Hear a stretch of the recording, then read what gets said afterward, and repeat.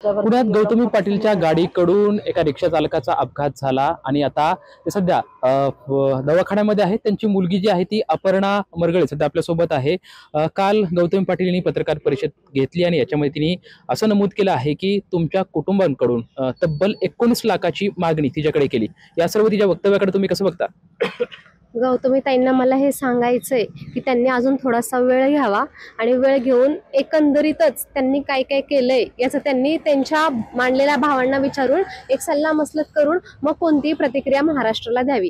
कारण त्या एकाच वेळी दोन सेम गोष्टी बोलतायत की पहिलं तर त्या म्हणतायत की मी त्यांच्याकडे मदत पाठवली होती, जे काय हवंय ते त्यांना मदत करा असं सांगितलं होतं।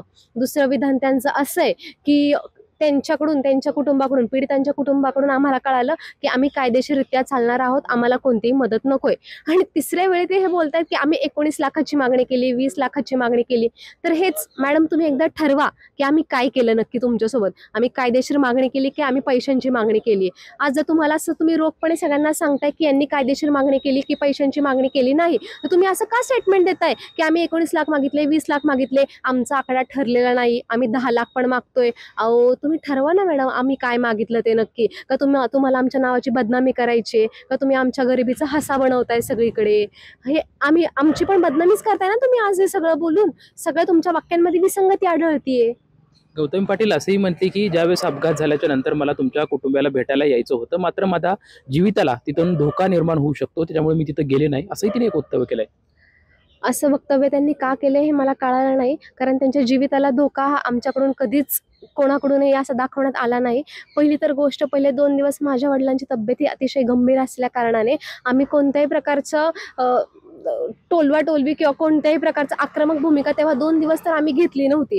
जर त्यांना खरंच आमच्यासाठी कन्सर्न होता, त्यांना जर पीडित कुटुंबासाठी कन्सर्न होता, त्यांच्या गाडीने एखाद्याचा जीव गेला याची जर त्यांना कुठल्याही प्रकारची दाहकता होती, तर त्या पहिल्या दिवसात 2 दिवसात येऊ शकल्या असत्या। I know she is having very busy schedule, but त्यामध्ये ते एखादा फोन कॉल करून ॲटलिस्ट विचारपूस करू शकत होत्या। बरं, सध्या आता तुम्ही पोलीस स्टेशनमध्ये आलतायत, चौकशी झाली आहे। गौतमी पाटील सुद्धा म्हणलं आहे की जी काही न्यायालयीन प्रक्रिया आहे त्यातून मी जाणार आहे। तुमची काय भूमिका असणार आहे, काय मागणी असणार आहे तुमची? मी पहिल्यापासून कायद्यासोबतच राहण्याचं ठरवलेलं होतं आणि मी कायद्यासोबतच आहे। जे काय आहे ते एक ना एक दिवस समोर येणारच आहे। जर गौतमी पाटील मॅडमला वाटते त्यांची चूक नाहीये, त्या फक्त एक नैतिकता म्हणून आम्हाला आधार द्यायचा प्रयत्न करतात, तर त्यांच्या नैतिकतेचा आधार मला आता नकोय। कारण तो जो आधार देणार आहे तो मला कुठे पुरणारच नाहीये। आज माझ्या वडिलांचं जे काही खर्च आहे तो सगळा मी बघते। आजपर्यंत त्यांच्याकडून माझ्यापर्यंत कोणीही आलेलं नाहीये। जे कोणता मानलेला भाऊ होता त्याचं स्पष्ट वक्तव्य त्यांनी मीडियाला द्यायचं होतं, फक्त मानलेला भाऊ। आज माझ्यापर्यंत कित्येक लोक येत आहेत, कित्येक सामाजिक कार्यकर्ते येत आहेत, ते मला मदतीचा हात देत आहेत। त्यापैकी मॅडमचा मानलेला भाऊ कोणता? आणि हे जर सगळं प्रकरण पैशासाठी चाललं असतं तर हे कधीच थांबलं गेलं असतं। आणि दुसरी गोष्ट, आम्हाला त्यांची बदनामी करायची नाही किंवा मला कोणताही पॉप्युलरिटी स्टंट करायचा नाही। आज ती गोष्ट माझ्या वडिलांवर आली आहे, माझ्या कुटुंबावर आली आहे। मी घरातली मोठी मुलगी आहे, पुढे जाऊन सगळ्या गोष्टी मला फेस करणे, त्यामुळे मी स्टँड घेणार आणि मी घेतच राहणार आणि न्यायासाठी बोलतच राहणार आहे। पोलिसांकडून योग्य ते सहकार्य तुम्हाला केलं जाते? पोलिसांकडून योग्य ते सहकार्य केलं जाते, पण मला अजूनही महाराष्ट्राच्या जनतेला हे सांगायचंय की पोलीस जरी म्हणत असतील 100 CCTV फुटेजेस पाहिले, मॅडमला असं वाटत असेल, गौतमी ताईंना वाटत असेल की 100 फुटेज दाखवले, तर काही फुटेजमध्ये ड्रायव्हरचा चेहरा क्लिअर दिसत नाहीये, साईड अँगल दिसतोय। पोलिसांचं असं म्हणणं आहे, फॉरेन्सिक तपासानुसार असं कळलंय की तोच तो ड्रायव्हर आहे जो आरोपी त्यांनी जमा केलेला आहे। पण असा एव्हिडन्स जो क्लिअर दिसेल, आपल्याला कळेल असा एकही नाही ज्या ड्रायव्हरचा चेहरा स्पष्ट दिसतोय। आणि माझं हेच वक्तव्य शेवटपर्यंत राहणार आहे।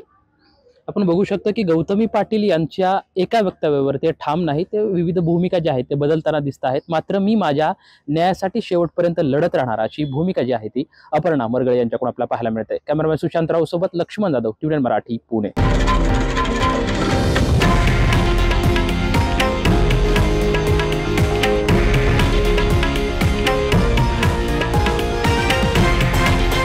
हे आहे देशातील नंबर 1 न्यूज नेटवर्क आणि आपण पाहत आहात TV9 मराठी, एकमेव।